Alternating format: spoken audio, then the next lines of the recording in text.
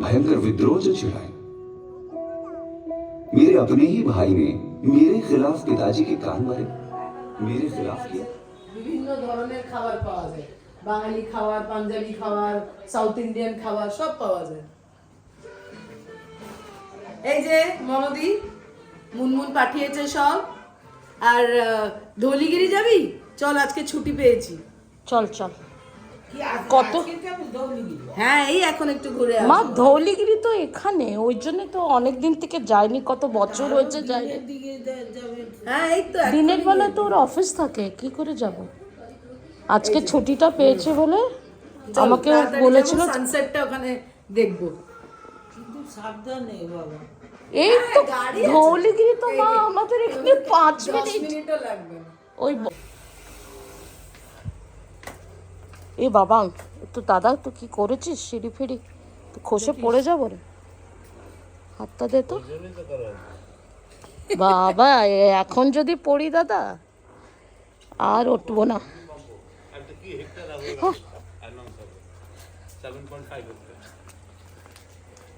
আমার মনে হয় পলি প্রায় 20 বছর পরে যাব। তাই?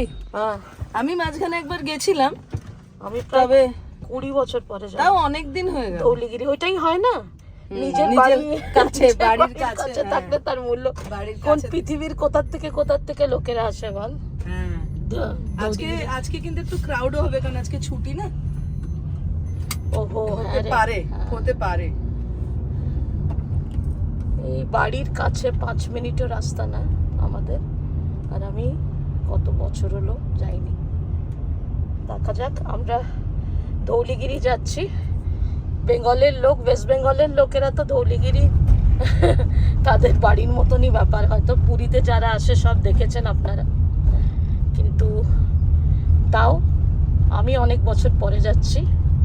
এমন আজকাল একটা জায়গা যে যতবারই যাবি ততবারই ভালো ভালো লাগবে। লাগবে। হ্যাঁ, আর তাছাড়া এখন ওই কি লাইট অ্যান্ড সাউন্ড শো ফো কি সব করেছে, অনেক ইমপ্রুভমেন্টস হয়েছে।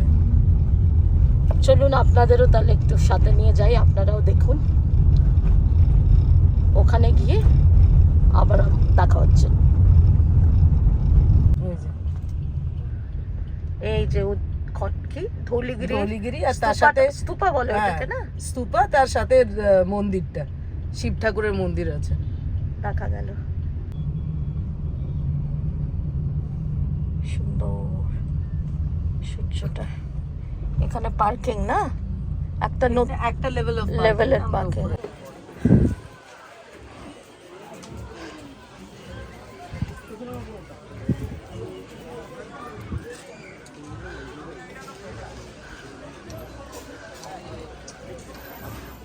পলি দেখিস তো রিটার্নের সময় একটা ইয়ে নিতে হবে, কি বল ওই ম্যাগনেট।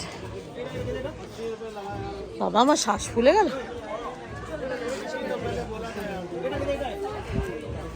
দাঁড়া একটু।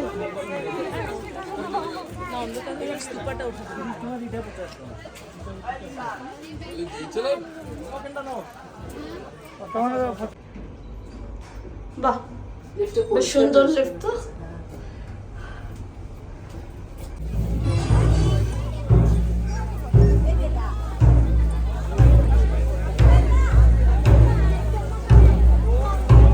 এটা রিলিজিয়াস প্লাস হিস্টোরিক্যাল ইম্পর্টেন্স। এটা দেখো হিস্ট্রি অফ শান্তি স্তূপা।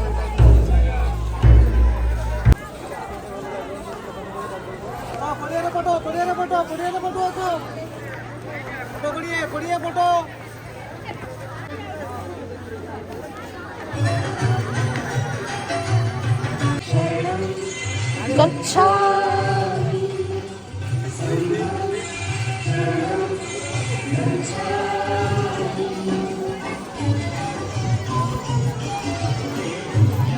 আমার জন্য এতগুলো সিঁড়ি ওঠা মানে পলি ইজ আ রিয়েল চ্যালেঞ্জ।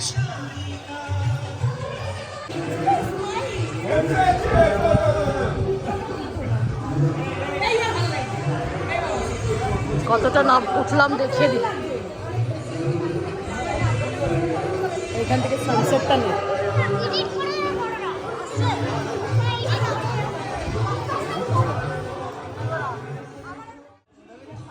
ওইটা অরিজিনাল, এগুলো গুলো পরে করা হয়েছে। এই নিচেরগুলো নিচেরগুলো পরে রং করে ইয়ে করা রেনোভেট করা হয়েছে, যেহেতু ভেঙে ভেঙে যাচ্ছে। আর এটা দেখ ভাঙা ভাঙা রয়েছে। এইটা যে ব্রাউনটা হলো অরিজিনালটা না?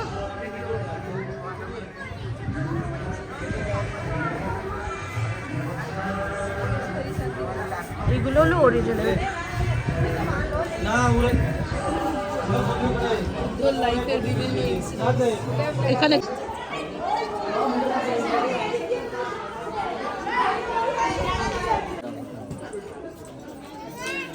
কতটা এরকম লাইন্স আছে রে পলি? চারদিকে চারটে আছে, চারটে ডিরেকশনে চারটে বুদ্ধর মূর্তি আছে। না লাইন্স কতগুলো? লায়ন্স আটটা। আটটা, বাহ। চারদিকে আটটা। একটু দূরের থেকে দেখাই আপনাদের।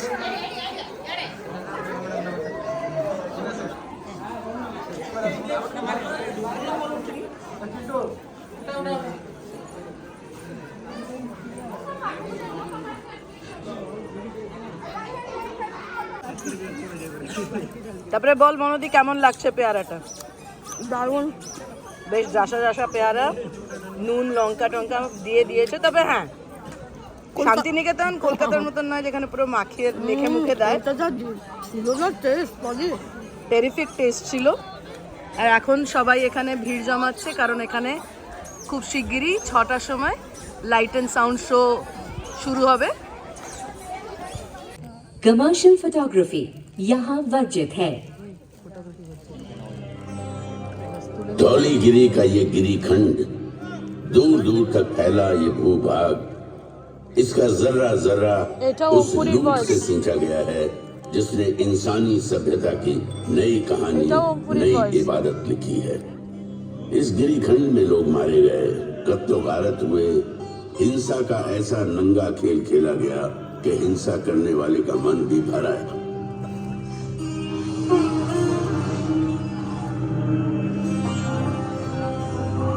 हैवानियत के अभी तो बीच commercial इंसानियत photography फिर से करते पैर जमाने लगी। ওই তো এটা সব। हिंसा के खिलाफ अहिंसा की मजबूत जड़ें पहाड़ी चट्टानों, अंधेरे जंगलों, उफनती नदियों और महासागरों को चीरती सरहद पार तक फैल गई। और इसी धरती से इंसानियत का नया स्वर इस गिरीखंड से टकरा समस्त विश्व में गूंज उठा। समस्त मानव मेरी संतान है। मैं अपनी संतानों के लिए क्या चाहता हूँ? मैं चाहता हूँ उनका भला, उनकी खुशी। बताए मार्ग पर चलना शुरू कर दिया। सीमावर्ती क्षेत्रों के साथ छेड़छाड़ शुरू हो गई। लक्ष्य था केंद्र पर अधिकार जमाना। गंगा किनारे का प्रदेश चंद्रगुप्त की मुट्ठी में आ गया। इसी बीच सिकंदर भारत से वापस लौट गया। सिकंदर के चले जाने से जो खालीपन पैदा हुआ, चंद्रगुप्त ने उसका भरपूर फायदा उठाया। चंद्रगुप्त उत्तर पश्चिम की तरफ बढ़ता चला। इन प्रदेशों को तेजी से अपने कब्जे में करता सिंधु नदी तक जा पहुंचा। उसकी नजर सिंधु पार के इलाकों पर थी, लेकिन वहां शासन था। बंगाल से लेकर हिंदू कुश और हिमालय से लेकर नर्मदा तक के प्रदेश चंद्रगुप्त की छत्र छाया में आ गए। एक नए युग, नई व्यवस्था ने बीज से पौधे का रूप ले लिया। राज्य साम्राज्य में बदल गए और जन्म हुआ दुर्जय मौर्य साम्राज्य का। ऐसा कहते हैं कि अपने जीवन के अंतिम काल में चंद्रगुप्त मौर्य जैन सन्यासी बन गए। सारा उपमहाद्वीप मौर्यों के कब्जे में आ गया। सिर्फ एक क्षेत्र था जो अब भी उनकी पहुंच से बाहर था। वो था पूर्वी तट कलिंग। कलिंग आजाद अविजित था। उसने विजयी मौर्य रथों को अपनी सीमा में घुसने नहीं दिया था। कलिंग की सीमा पर अब भी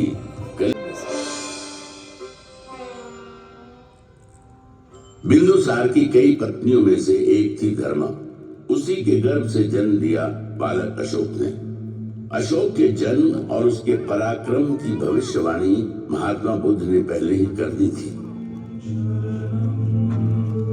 एक ऐसा राजा इस धरती पर जन्म लेगा जो पराक्रमी होगा, धर्म ध्वजा को थामेगा और धर्म के विचार को सागर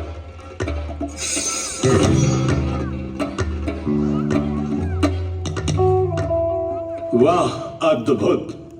अशोक मेरे पुत्र, तुम्हारा भाई सुसिन तुमसे ज्येष्ठ है, उम्र में तुमसे बड़े हैं, लेकिन शस्त्र चलाने को तुम्हारी अद्भुत क्षमता और परिचय वैसे ही सुरक्षित रहेगा जैसे मां की गोद में और पिता की छाया में शिशु।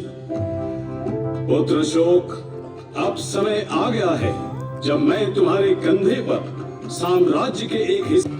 हम भाइयों में सिर्फ अशोक ही ऐसा है जो इस विद्रोह को शांत कर सकता है। इसलिए मैं आपसे आग्रह करता हूँ कि अशोक को यथाशीघ्र तक्षशिला प्रस्थान करने का आदेश दें। बिंदुसार ने अशोक को तक्षशिला में हो रहे उपद्रव और बढ़ रही अशांति को शांत करने के लिए तक्षशिला जाने का आदेश दे दिया। अशोक अपने बड़े भाई सुसिन की योजना से अनजान अपने दल बल के साथ भयंकर विद्रोह जो छिड़ाए। मेरे अपने ही भाई ने मेरे खिलाफ पिताजी के कान भरे, मेरे खिलाफ किया। कलिंग का इलाका जहां एक ओर स्थल मार्ग से जुड़ा था, वहीं दूसरी ओर सामुद्रिक मार्ग से भी। इसलिए राजनीतिक और सामरिक दृष्टि से वो महत्वपूर्ण बना हुआ था। दूरदर्शी अशोक दक्षिण भारत पर अपनी बेहतर पकड़ बनाने के लिए कलिंग को अपने अधिकार में करने के महत्व को भली भांति समझ रहे थे।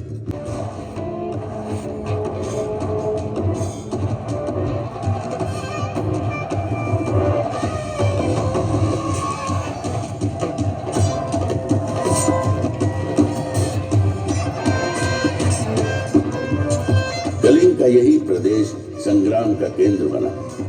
अशोक के अश्वारोहियों ने धौलीगिरी के प्रदेश को रौंद डाला। जबरदस्त मुकाबला हुआ। युद्ध चला। 1.5 लाख से अधिक लोग बंदी बना लिए गए। लाखों लोग मारे गए। घायलों की तो गिनती ही नहीं थी। कलिंग का युद्ध इतिहास की सबसे बड़ी त्रासदी बन गया।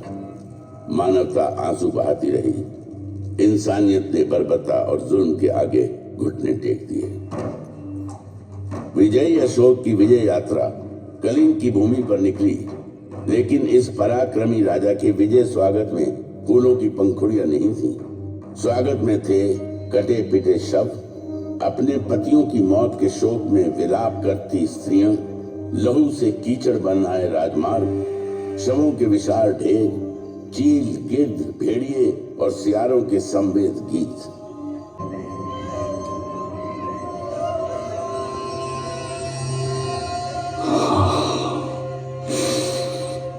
ये मैंने क्या कर दिया?